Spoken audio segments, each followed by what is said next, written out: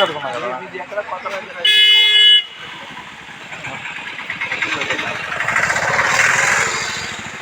Praise the lord. ఈరోజు జూలై 14వ తారీఖు 2025 సంవత్సరం సోమవారం మధ్యాహ్నం పెనీయల్ ప్రార్థనా మందిరం పాస్టర్స్ అదిగో తీయండి ఒకసారి సార్. పెనీయల్ ప్రార్థనా మందిరం అక్కడ గ్రేటర్ విజయవాడ పాస్టర్ ఫెలోషిప్ జరిగిన సందర్భంలో కొద్దిగా అరగంట అటు ఇటు అయిన దైవ సేవకురాలు అన్నపూర్ణ గారు, వరప్రసాద్ గారు, ఆ సుజాత నన్ను చాలా ఇబ్బంది పెట్టిందండి. వాళ్ళ బావగారు మరిది గారు రోజు నా వీడియోలు చూస్తుంటాడు. మనం ఇతరులకు బోధిస్తాం 9ంటికి రావాలి 10ంటికి రావాలని. నేను లాజర్ గారు 9:40కి హాజరయ్యాం. అక్కడ స్కూల్ పిల్లల్లాగా క్రమశిక్షణ మనం కలిగి ఉండకపోతే మన మాట ఎవరు వింటారండి? అందుకని మేము టయానికి వచ్చాం. భయం భక్తి అన్నట్టు ఇది సేవకుల సదస్సు, మనం అక్కడికి టయానికి హాజరవ్వాలి, ఒకరితో అనిపించుకోవడం ఎందుకని. ఆ విధంగా నేను లాజర్ గారు వచ్చాం.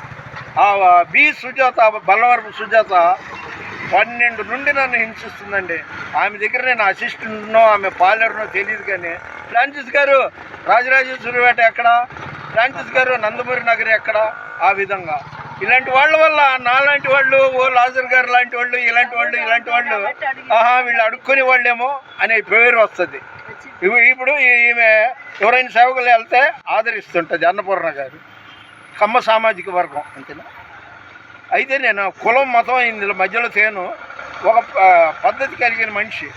అలాంటిది సేవకులంటే 1 గంటకో 2ంటికో తినటానికి వస్తారు వీళ్ళు అని పబ్లిక్ అనుకుంటారు. లోకం మనల్ని గమనిస్తుంది. ఈ లోకం నుండి మన దేవుడు మనల్ని వేరు చేశాడు.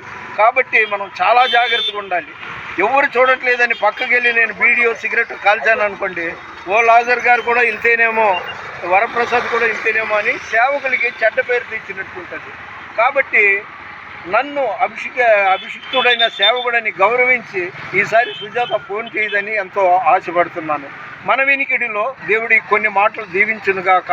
అదేవిధంగా నా ఆత్మీయ మిత్రుడు, అంటే నా వయసులో సగం ఉంటాడండి, లాజర్ గారికి తగిన యోగ్యురాలతో వివాహం జరగాలని మీ ప్రార్థనలో జ్ఞాపకం చేసుకోండి. మన వినికిడిలో దేవుడి కొన్ని మాటలు దీవించునుగాక. దేవుని పరిచయంలో మీ రత్నం ఫ్రాన్సిస్. God bless you.